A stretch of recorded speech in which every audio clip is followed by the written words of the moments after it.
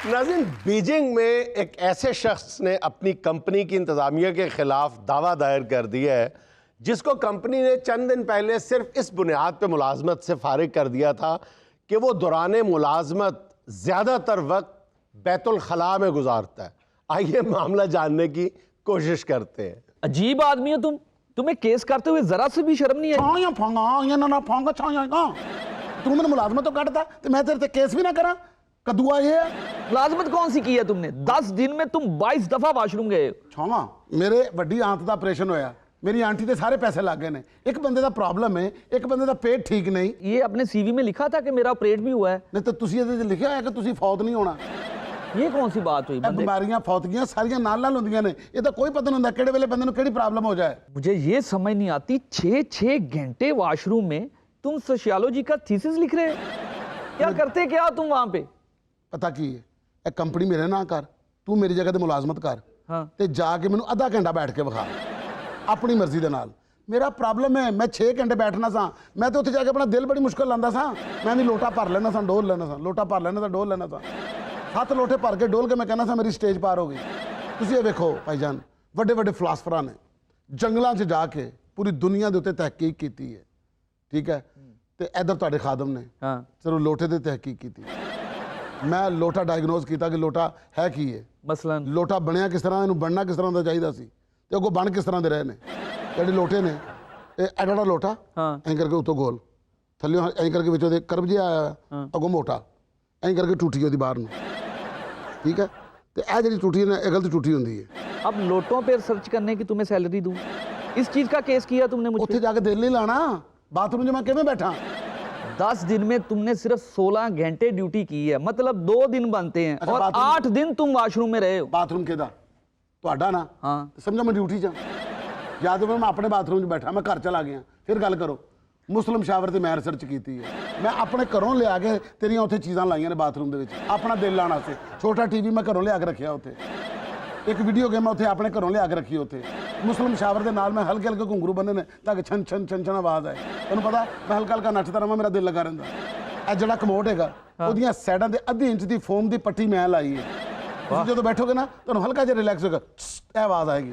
ਤੁਸੀਂ ਸਮਝੋਗੇ ਬਾਹਰੋਂ ਆਵਾਜ਼ ਆਈ ਹੈ, ਨਹੀਂ ਕਿਧਰੋਂ ਆਵਾਜ਼ ਨਹੀਂ ਆਈ, ਉਹ ਫੋਮ ਦੀ ਆਵਾਜ਼ ਹੈ। ਹਾਂ ਦੇਖੋ, ਜਿੱਥੇ ਕੌਮ ਦੀ ਆਵਾਜ਼ ਨਾ ਹੋਵੇ ਉੱਥੇ ਫੋਮ ਦੀ ਆਵਾਜ਼ ਆਉਂਦੀ ਹੈ।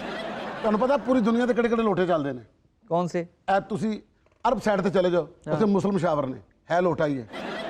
ਹਾਂ ਠੀਕ ਹੈ। ਇਹ ਤੁਸੀਂ ਯੂਕੇ ਚਲੇ ਜਾਓ, ਉੱਥੇ ਟਿਸ਼ੂ ਨੂੰ ਲੋਟਾ ਕਿਹਾ ਜਾਂਦਾ।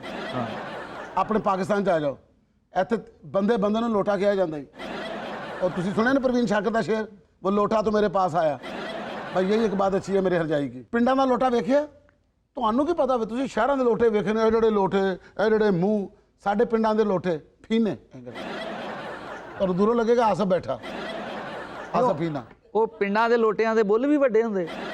अच्छा, एक लोटा हुंदा जिहड़ा बाथरूम वाला हुंदा, एक लोटा दूजा हुंदा जिहड़ा मिट्टी दा बनिया हुंदा, जिहनूं मैं फीना कह रहा। तुसी कदी जाओ जाके देखो मिट्टी का लोटा जिहड़ा कब्रिस्तान दे कोल पिया हुंदा। सीधी बात है, तुम काम चोर हो, इसलिए वॉशरूम में जाते हो, मोबाइल यूज करते हो, वहां पे व्हाट्सएप पे, फेसबुक के और दूसरे चीजें निकालते रहते हो, गेम्स खेलते रहते हो। सर जी तुसी अपना बाथरूम दे मोबाइल लेके जाओ ते चला के विखाओ, उत्थे वाईफाई आंदा ही नहीं। केस मेरा बनता है, ये सारी फाइलें तुम्हारी हैं यहाँ पे, ये तुमने काम करने थे जो तुमने टाइम वॉशरूम में जाया किया। सर जी मैंने आपके ऊपर केस किया ना, मैं तब तक ये केस वापस नहीं लूंगा जब तक आप मेरी नौकरी बहाल नहीं करते। ये जितना टाइम तुम वॉशरूम में रहे हो ना, मुझसे कसम ले लो इतनी देर में आज तक अपने ससुराल में नहीं रहा हूँ। उधर ज्यादा स्मेल होगी फिर। स्मेल की बात नहीं है, ये ढीठ पुने की बात है जो तुम में है। मैं तेन दुनिया की वड्डी गल दस। वो कौन सी? ससुराल ते बाथरूम बंदा मजबूरी नूं जांदा ही, कोई अपनी खुशी नाल नहीं जांदा, ना किसी का दिल करदा ही। बंदा बंदियां 'च बैठा होवे, किड्डियां गल्लां आ रही होंदियां ने, जरा जना मेदे ते जोर पावे बंदा कहता एक्सक्यूज मी, हालांकि तो गल्लां करन ते दिल कर रहा हुंदा। इसे तरह जो बुढ़ी कहंदी ना उधर चलो, बंदा इसे तरह मुंह बना के जांदा जिस तरह बाथरूम जांदा। छौया फोंगो यो गो खोफो यो समझ आई नहीं तो छौंगो कीता विच जो तैनूं समझ नहीं आई। छौया फोंगो मैं तैनूं कह रहा कि मुक दी मुका मेरे बाथरूम दे विच टेबल ते कुर्सी रखवा दे ताकि मैं उत्थे बैठा दफ्तरी काम करदा रहां। आऊंगा फोंया खाऊंगा छौया, अगर नहीं तो मेरी कुर्सी के थले कमोड लवा दे। मतलब मुझे ये समझ नहीं आ रही, तुम एक टाइम में 2 काम कैसे करोगे? मतलब ऐसे करोगे, ऊपर से हमारा काम करोगे ऐसे और नीचे से? सर जी मैं आपकी कंपनी के लिए एड़ी चोटी का जोर लगा दूंगा। मैं तो पूरे चाइना में पॉपुलर हो जाऊंगा कि मतलब मेरे पास एक ऐसा हीरा और टैलेंटेड ऑफिसर है जो वॉशरूम में बैठकर काम करता है। वाह। सर जी आपकी फर्म का नाम हो जाएगा। जब मैं आपके ऑफिस में नहीं ना होऊंगा, मैं बाथरूम में होऊंगा, आपने अपने क्लाइंट्स को कहना कि मेरा एक बंदा खला में गया हुआ है, ठीक है ना। लोगों के उत्ते इंप्रेशन पेगा, वो खलाच गया ते जे कोई बंदा मैंने फड़ ले तो कहना मैं बैतल भी गया सी। नहीं, मुझे ये बताओ, जो क्लाइंट तुम्हारे पास आएगा वो तुम्हें ऐसे फाइल पकड़ाएगा ऐसे? सर जी देखो जी, अब बंदा कहता है ना ऑफिस रूम, हाँ। आप उनको बोलो ऑफिस रूम में चले जाओ। ओ भाई, जितना तुम वॉशरूम में जाते हो वहां पे पानी भी लगता है, बिजली भी लगती है, 55,000 तुम्हारी सैलरी है और कम से कम 2 लाख के करीब बिल आ जाएगा। इन्ना काहदा बिल है सर, मैं वाशरूम च नहान जाना, शावर वाला तो काम ही कोई नहीं है। मैं अपना जो काम करना, तुम एक काम करो, पाकिस्तान तो रेट पता करवा लो, हाँ। ठीक है जी। अपने तुम वाशरूम के बाहर लिखवा दो, छोटा 50 रुपए, बड़ा 100 रुपए, उस हिसाब से मेरे पैसे कटी जाओ। मतलब ये ऑफिस अब मैं लारी अड्डे ले जाऊं? देखो, तुम इतना वॉशरूम गए हो कि 10 दिन में सिर्फ 2 दिन ड्यूटी की है तुमने, ठीक है। तुम मुझसे 10 दिन की सैलरी ले लो और तुम्हारी मेहरबानी ये केस वापस ले लो। क्यों वापस ले लूं?